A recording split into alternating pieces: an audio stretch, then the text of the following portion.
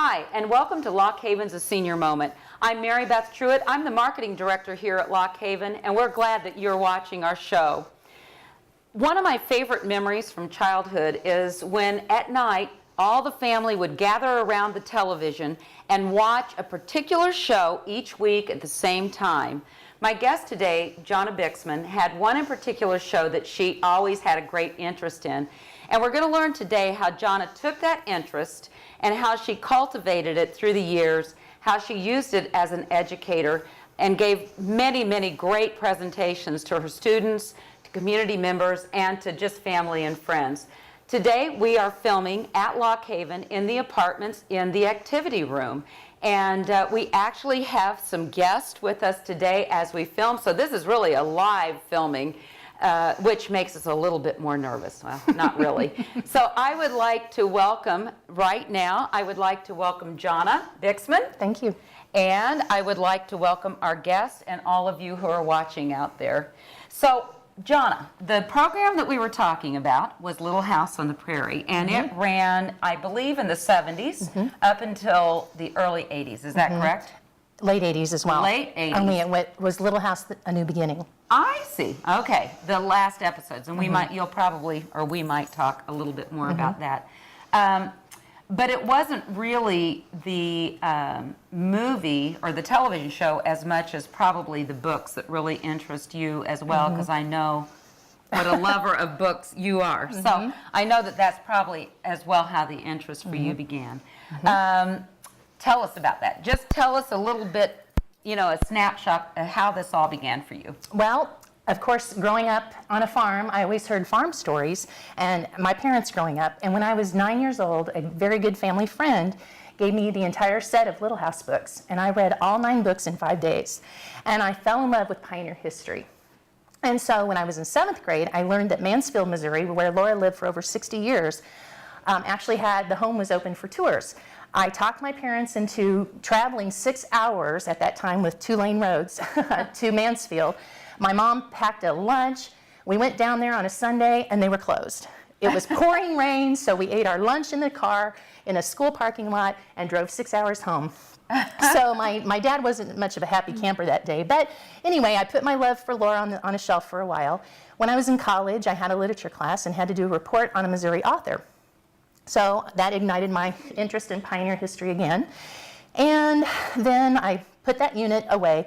And when I was teaching, I taught elementary school for 19 years. So I was able to utilize Laura a lot. And one particular year, I featured an author every month. And in February of that particular year, when I taught 5th and 6th grade, I featured Laura because she was both born and passed away during the month of February. Okay. So. And we're talking about Laura Ingalls, who later became Laura Ingalls Wilder. Right. Now, she wrote under the name Laura Ingalls Wilder. Is that That's correct? Okay. Well, since we're talking about book, television show, we remember all the characters on the television show, and of course, led by Michael Landon of Little Joe Bonanza fame. But, and every week we were just so enthralled by the storyline and about their lives. But how closely did the book and the television show parallel each other? Not much. They had the characters in the towns, and sometimes they didn't even live in the correct town. But I have met a few of the stars from the television show, and they even mentioned they took great liberties with the episodes that they created because if they eventually did everything that was in the books, they would run out of show. This way, they made up a lot of details. Sure, and they have to just, for everybody to continue watching, they have to make them a little bit more I know a lot of people who think the show is gospel, but the book is what you need to go by. Right. Who are some of the people, you said you've met some of the characters. Actually, who are some of the characters? I have a picture there of, this is the gentleman who played Doc Baker, and Dean Butler, who played Almanzo Wilder, Melissa Gilbert's husband. And I also met Nellie, but I didn't have a picture of her to bring, but Allison Arngrim played Nellie. And this was down at Mansfield at the Wilder Days Festival. And it was really wonderful to visit with. Nellie was the bratty one. Yes. Is that right? And actually, I like trivia, and I'll be sharing some of that with you later, but in real life, Nellie's name was Nellie Owens. And in the book, and the television show, she's Nellie Olson. I see. So, okay. Well, that's interesting. How did you incorporate all this into your teaching, John? Yeah. Well, the first year I really did it, I had 9 students, and there are 9 books. And so each student picked a book, and we just did, they took turns teaching us math. They actually were teachers. We did art, we did quilting. I had guest speakers come in who talked about guns and of the time period. A lady did a presentation on quilts. We just did everyday pioneer life. That was my entire day. In music class, I went to the music teacher and asked if they would sing songs that were mentioned in the Little House books. Actually gave her this book. It's called the Laura Ingalls Wilder Songbook, and this is no longer in print, so I'm very proud to have this book, but it has songs that are mentioned in the series. Wonderful. That is great. And didn't you have like a covered wagon in your classroom? I did. Actually, yes. Here I am with my class behind me. I don't want to show you every picture, but this is here we are, having reading class. A teacher helped build the covered wagon, and we had class, and my students loved to read in the covered wagon that was made to size without the wheels. It was on the ground. Wonderful. And they enjoyed reading and learning in that. Johnny, you mentioned you traveled to Mansfield, but I know you have traveled many places as far as where the family really did live. And I'm going to hold this up, and she's going to talk about it. Okay, well, to give you a little brief information, Laura was born in Pepin, Wisconsin on February 7th of 1867. And when she was 3, they traveled. They wanted to go to Kansas. Obviously, they had to go through Missouri, and they actually stayed a winter in Rothville, Missouri, which is a few miles west of Macon, over by the Brookfield-Marceline area.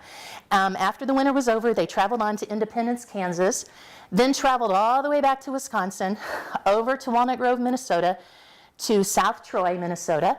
And this map is a little inaccurate. Burr Oak is actually right over here in the northeast corner of Iowa, near Decorah. Then they traveled back to Walnut Grove, to De Smet, where Ma and Pa finally settled. But Laura married Almanzo Wilder, and they had a daughter, Rose, and they traveled all the way down to Mansfield, Missouri, to the land of the Big Red Apple, and lived there over 60 years. Now, as far as me traveling, yes, I've been to all those places. I like to, as a teacher, I like to see the places I'm teaching about so that I have firsthand information. So I've been to Rothville, of course, Kansas a few times, went to Pepin, Wisconsin. It's wonderful there. Burr Oak, of course.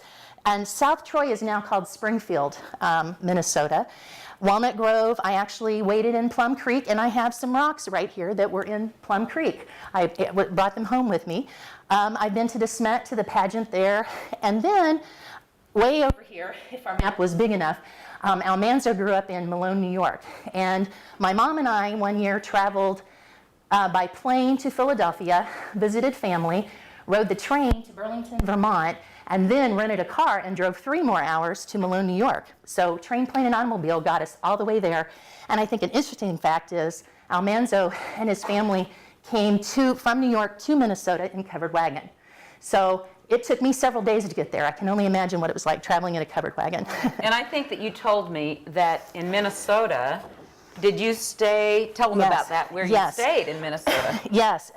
The McCune family has a sod house that they actually built on their property, and it's a bed and breakfast. So some friends and I went one summer and stayed overnight in a sod house. We did not like it.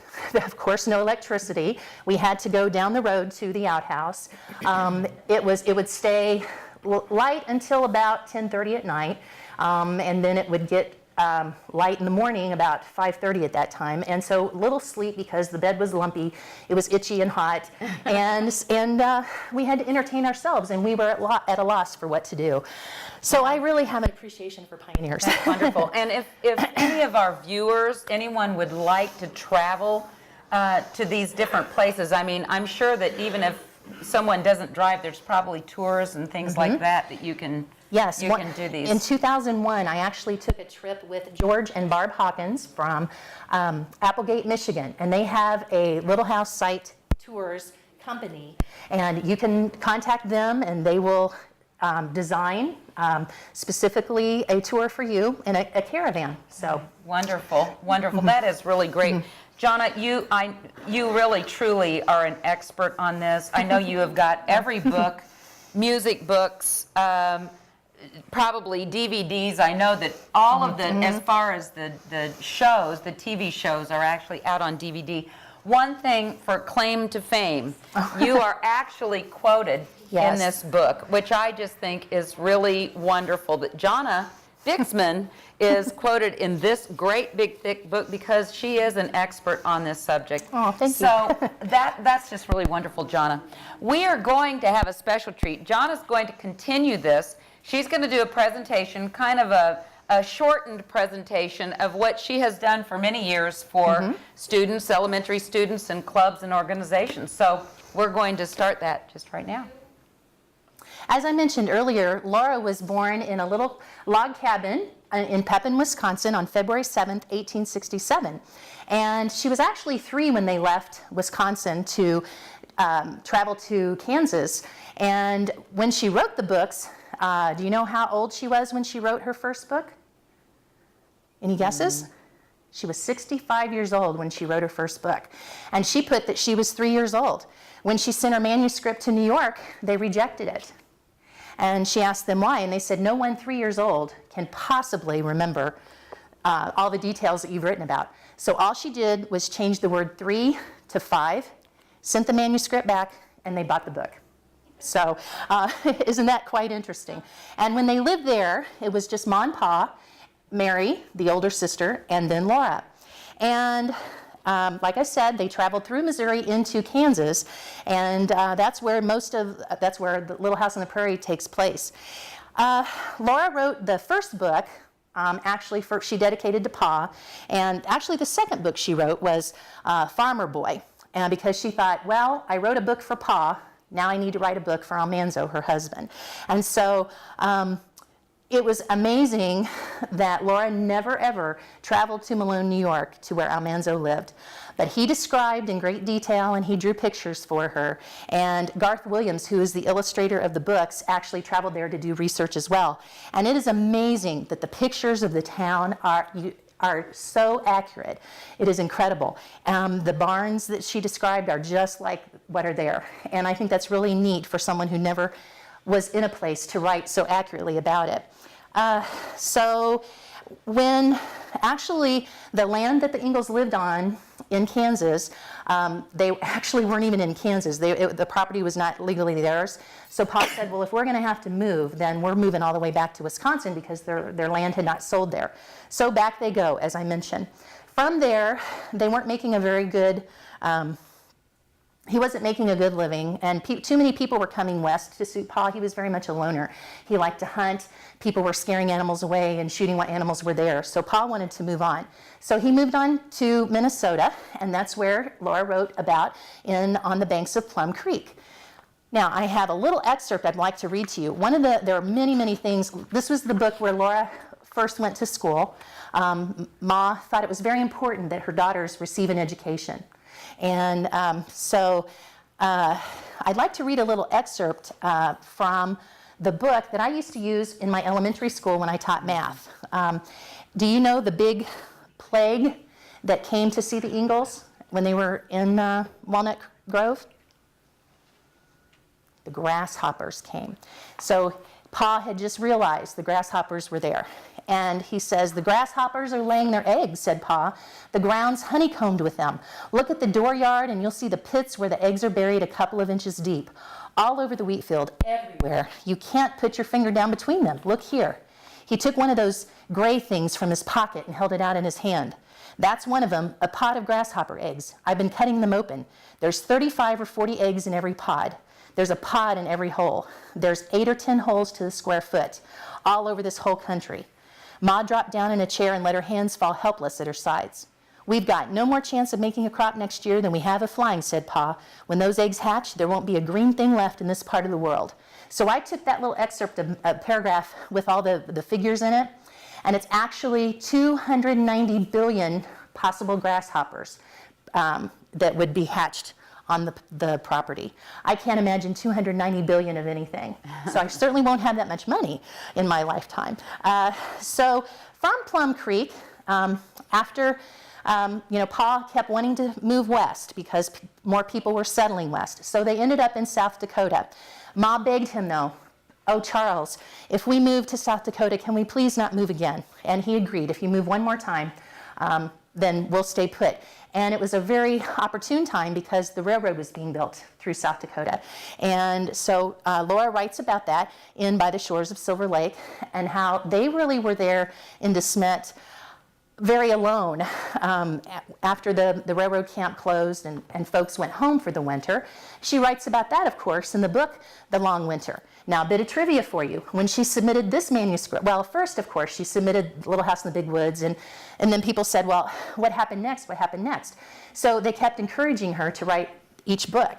So when she got to the part of The Long Winter, she sent the manuscript to New York. It was rejected. It came back to her, and she was an established author by this time, and she said, "What in the world is wrong with this book?" And they said, "Well, you've entitled it The Hard Winter. Nobody will read a book with that title." So she changed the word hard to long, sent it to New York, they bought the book.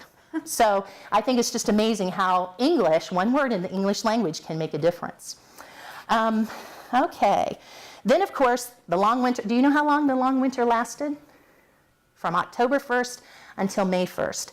And when they end, they almost starved during this time. They were grinding wheat in a coffee grinder so Ma could make bread so they could survive through the winter. And then, of course, when the winter broke and people had to dig through the snow, no problem for us really today compared to them. The snow drifts were as high, probably higher than this roof because it was as high as the train was. You could see the path where the train could get through. So after the long winter, people came back and they settled the town of DeSmet. And Laura writes about going to school of course, Nellie becomes a prominence here. And she happens to meet a gentleman in Little Town on the Prairie. Excuse me, I've got the wrong book there. She writes about going to school and Nellie. But the very important thing that happened in her life was she met Almanzo Wilder. And he was 10 years older than she was, but they seemed very, very suitable. This is what Laura looked like during that time period of Little Town on the Prairie. She's about 17, 18 years of age. This is what she looked like when she got married. And about that same time, here's a picture of her family. You see Pa and Ma. Mary is sitting by this time Mary has gone blind. And then Grace and Carrie. Carrie and then Grace. Grace was the youngest. An interesting trivia, Ma and Pa had the 4 girls, but they actually also had a son, Charles Frederick. When he was 9 months old, he died. They did not know the cause, but today they think it was probably from pneumonia, which we can treat, of course, if it's caught early. So if you think about it, Mary never married, so there were no heirs. She never had children. Laura and Almanzo had one daughter, Rose. Rose then married a gentleman, Gillette Lane. They had one child who passed away at a few days old. Laura and Almanzo actually had a son after Rose. He died when he was 12 days old. So when Rose passed away in 1968, there were no heirs from Laura's side. Then Carrie married a gentleman who and she never had children, he never had children, so no heirs from Carrie. And then Grace married a gentleman, Nathan Dow, in the area of DeSmet. He had 2 children, so they were her stepchildren, but again, no direct bloodline from Mom, Pa Ingalls. So when Rose passed away in 1968, that's kind of the end of their bloodline in the immediate family, which I think is kind of interesting and sad. Like I mentioned, Laura met Almanzo, and then they decided to get married. So she wrote about her marriage in These Happy Golden Years. And I actually want to back up for a second. I need a couple of volunteers. I should have been doing this at the beginning. Okay. So I have my volunteers, I think. So if you want to give yours, okay, you have an assistant. You have an assistant as well. So Catherine's going to hold the milk. Okay. Just hold it, Catherine, here on the arm of the chair. Can you hold it right with your here? left hand? With your left hand too. Can you do it with your left hand? Oh, yeah. And then Mildred's going to get the popcorn. Okay, Mildred, there you go. Now, as I'm talking, if you would take the popcorn one kernel at a time and just place it in the milk like that, Can you do that for me? Yeah. Okay, just do it till you can't do it anymore. How often do I do it? Just kernel, kernel, Just kernel. keep putting Just them in keep there. go one kernel at a time. And you're going to read. Keep going. Keep going. Okay, while they're doing that, we're going to ignore them for a moment. But Mary Beth, if I could give you this lace, and if you could get someone to hold the other end opposite you. Okay. How about Norma? And what do you want me to do? Just stretch it out. Okay.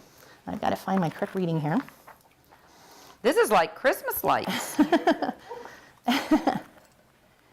And hang on, I got to find my place here. Would anyone like to guess how long this piece of lace is? How long is this piece of lace? If you can guess in feet. Take a guess. How many feet? 20. Well, you're very close. You're a little too much. Keep going. Any other guesses? 18. You're exactly right. And so when I taught elementary school, I used to teach estimation and math, and we would think, and I would get all kinds of guesses.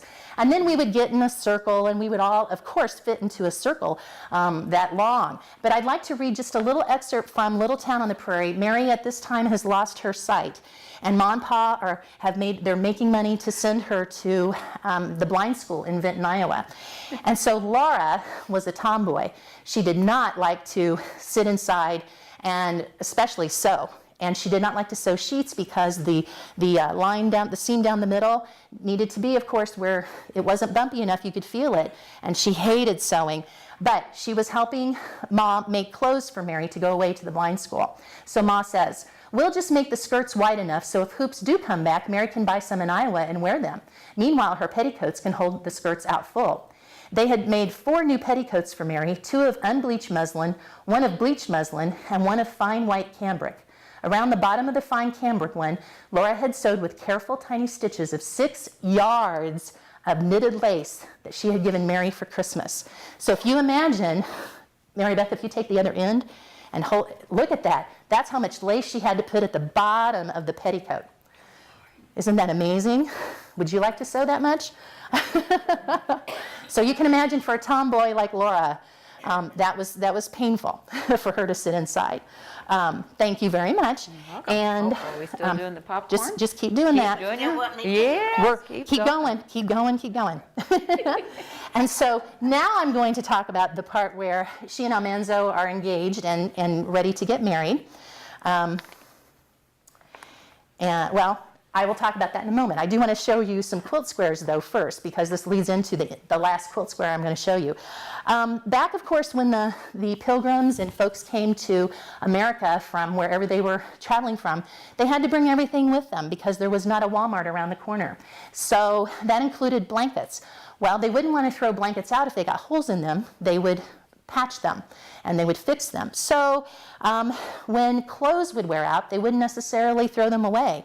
They would keep the parts that were good. And I have a ball here. You can tell it's been thrown quite a few times, but this is actually made out of a material of a lady's dress. And so they would cut it into strips and make balls, and this would be what kids would play with.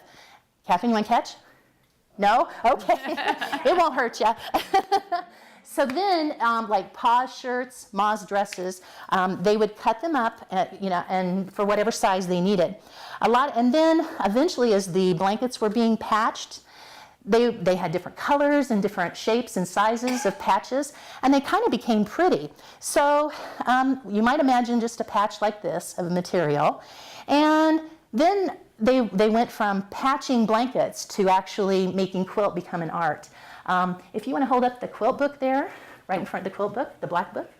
And this is where I get these patterns from. My mom actually made all these for me. And so we have the patches. Anybody know what the name of this is? There you go. It's a foursquare. You must be a quilter. Okay, all right, great. So then after the foursquare, they started making more and more patterns and experimenting. What's this one? 9 patch. 9 patch. You can see the nine patches there in an X. Is the popcorn still going? Keep going with the popcorn. I'm gonna have to get a new volunteer. And so you can see when I was teaching elementary school, I sneaked in quilt squares to help the students learn geometry. Because quilt squares obviously are square, but you can also teach like a 5-sided figure. What is that? Pentagon. Well, this is the bow tie pattern, that's right. But if you have, and of course you can talk about different sides to a design. So then we can now start telling the story, and that's what comes from the Black Book, the story of pioneers. Keep going. This one, anybody have any idea what this one's called? It's called Trail of the Covered Wagon. Oh, that's neat. And so again, if I could point out the geometry to you, of course we have the square, but then you have the 2 triangles that make a square. And you were able to sneak things in and the kids didn't know. Okay, so we have the Trail of the Covered Wagon. And then any idea what this pattern is called? It's pretty. Yes. There you go, that's right, Benita, it's the Northern Star, right. Now let me take just a second to tell you a story about this. Let's say all of us were traveling in a covered wagon train together and we're all heading west. Well, Mary Beth is our leader today. But tonight, now we're gonna set up camp and we're gonna leave at 4 a.m. tomorrow. The sun's not up yet, so we might lose sense of direction in the middle of nowhere. So tonight, Mary Beth is going to park she's been our leader today. She's going to go to the end of the circle, and I'm going to park my wagon so that the tongue of my wagon is pointing north. And so in the morning at 4 o'clock, I'm going to know I have to turn this way to go west. And then tonight, I'll go to the back of the line, and Mildred will be the leader. So this is where the history of the Northern Star comes into play. Wow. And I know you'll know this one.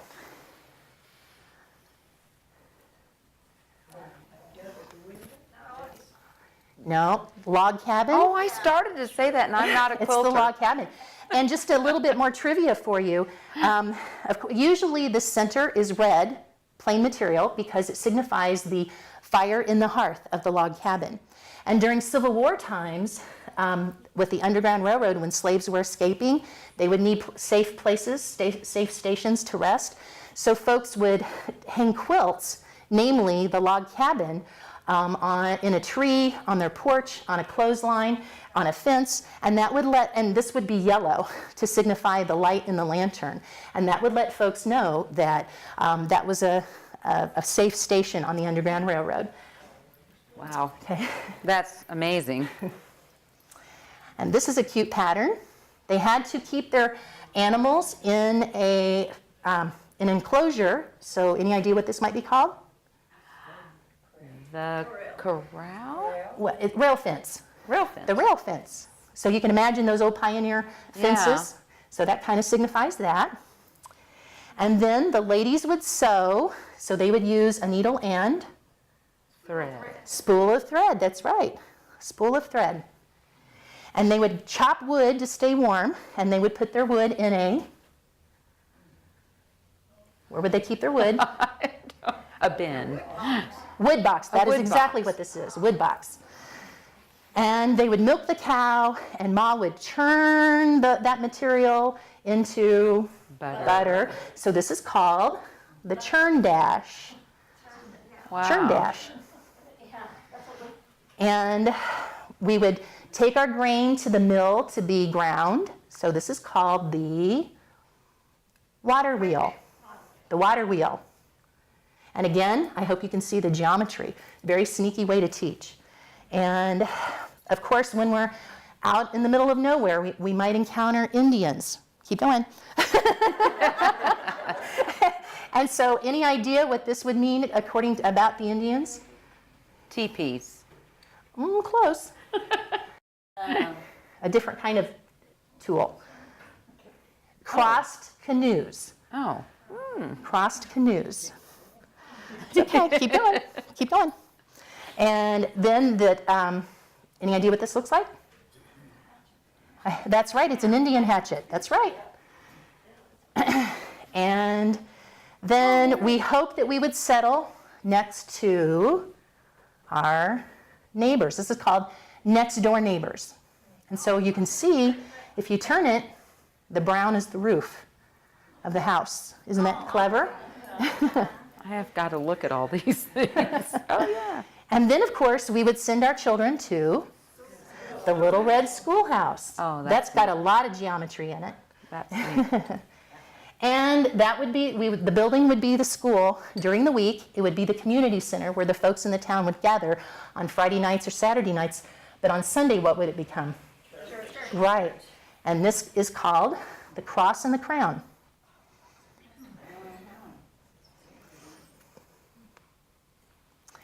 Now, I want to read to you what I was going to read a little bit ago. And I'll have Mary Beth open this up when we're ready. Laura is engaged and she's ready to leave to go get married. And Mom and Pa are not, no one's going to be a guest there except the witnesses when they go to Reverend Brown's house. So Ma is helping Laura pack her hope chest to take with her. So the trunk was packed and Laura shut down the lid. Then Ma spread a clean old sheet from the bed. "You will want your quilt," she said. Laura brought her dove-in-the-window quilt that she had pieced as a little girl, while Mary pieced a 9-patch. It had been kept carefully all the years since then. Ma laid it folded on the sheet, and upon it she placed 2 large plump pillows. So I actually talked my mom into making quite a few of these, so I just have a little quilt sampler here. This is the dove in the window. There we go. So you can see the geometry, and I think you can see the doves as they face inward. She told me this was one of the most difficult quilts she ever made, but I don't believe her. She's made some pretty neat ones. Wow. Beautiful. And then when I taught school, every year during my unit, I had my students make a quilt, and then my mom would quilt it for me. So the one I'm going to show you is called a signature quilt. And this was my class, one of the last elementary classes I taught, March of 2000. And as you can see, my students signed their name. This is a signature quilt. And when pioneers would do this is when, let's say, I'm moving and all of you are staying put, and you wanted to give me a present, the best present you could probably give me would be a quilt. So each one of you would have a square, and you would write your name here. You would probably embroider your name. And then you would put them together like this, quilt it, and then give it to me. When I got to my destination, I could remember all of you from back home. Very nice. So that's called a signature quilt. Then I brought just a few to show you. These my students actually gave to me to keep. These were done by 10, 11-year-olds. And they made the little schoolhouse. I think they did a pretty good job for 10 years old. Still going? Keep going. Let me see what I have. Keep going. Keep going. You can go more. No, it's not. I guarantee it. So let me get my book ready. So, okay, so what we're waiting, Mildred's kind of taking her time here, but it really will be okay. I'm going to read to you from Farmer Boy. Almanzo had, there were 5 siblings, 6 in the family. He had 5 siblings. And one of my favorite pictures is the picture right here, where it's the family gathered by the hearth, the fire, Pa's reading and Ma's sewing, and the kids are reading or talking, visiting. And Almanzo's favorite foods were, he had 2 favorite foods, fried apples and onions, which may not sound good, but they're excellent. And I would cook that for my students in the classroom. And then he loved popcorn and milk. Keep going. And so I'm going to read to you what Almanzo says about that. Almanzo sat on a footstool by the stove, an apple in his hand, a bowl of popcorn by his side, and his mug of cider on the hearth by his feet. He bit the juicy apple, then he ate some popcorn, then he took a drink of cider. He thought about popcorn. Popcorn is American. Nobody but the Indians ever had popcorn until after the Pilgrim Fathers came to America. On the first Thanksgiving Day, the Indians were invited to dinner, and they came and they poured out on the table a big bag full of popcorn. The Pilgrim Fathers didn't know what it was. The Pilgrim Mothers didn't know either. The Indians had popped it, but probably it wasn't very good. Probably they didn't butter it or salt it, and it would be cold and tough after they'd carried it around in a bag of skins. Almanzo looked at every kernel before he ate it. They were all different shapes. He had eaten thousands of handfuls of popcorn and never found 2 kernels alike. Then he thought that if he had some milk, he would have popcorn and milk. You can fill a glass full to the brim with milk and fill another glass of the same size brim full of popcorn, and you can put all the popcorn, kernel by kernel, into the milk, and the milk will not run over. Are you there yet? Almost. Okay, almost there. You cannot do this with bread. Popcorn and milk are the only two things that will go into the same place. So this was a science experiment I used to teach my students, and they loved popping the popcorn, and this is microwave butter popcorn, but you don't want that when you're using it as an experiment, because then after they realize the density and the weight and the volume, if you're teaching that in science, you can put sugar on it, and they can actually eat it if it's not buttered, and it tastes like cornflakes. So it doesn't taste bad at all. It might not sound good, but it's very good. So I'll rescue. Okay. I'll rescue them. Okay, let's show the folks in Sheridan Valley Land. Yeah. So Mildred. It never went over. Nope. And what do you have left? How much? Well, Just a little not bit. a little bit. But you can never see. went over. And actually, I should have showed you earlier, but that is exactly where the milk was on the rim of the glass. So It was. It really It was. was right there. I don't know if we better keep that here, Yeah. but Yeah. So that's great. I have a lot of items up here. You're welcome to come see in a little bit. But I will tell you that when Laura and Almanzo married, and then the last book I didn't share with you was the first 4 years. This is the first 4 years of Laura and Almanzo's marriage. They got married August 25th of the year she turned 18. And terrible things happened. Their house burned. Their farm was a drought. They had no crop. This was when their son died. And they got sick. And Almanzo actually was so ill that he walked with a limp the rest of his life. And so not a good, cheerful book if you want to be happy, but it's accurate of what happened to them. And then later on, Laura did write about On the Way Home, and this is the story of, this is Laura and Almanzo's wedding picture. And this is what they look like when they traveled with Rose, who was 5 years old, to Mansfield. And they write about their journey from De Smet to Mansfield On the Way Home. Now, if you and I drove in a car from De Smet to Mansfield, any idea how long it might take us in a car? From South Dakota to Mansfield, Missouri. 8 hours? Well, a little longer, about 16, 18 hours. But it took them, by covered wagon, 45 days. Can you imagine? So I do like to share, this is a book I have called Dear Laura, and it's a collection of letters from the children who wrote her over the years, from her fans. And this is the funniest one in the entire book. This was written in November 1954 by a boy named Hubert. He says, "Dear Laura, here is a poem I made of your story. You have had a rugged life, and now that you are a wife, I want to thank you for your story of the days of Mary and Lori."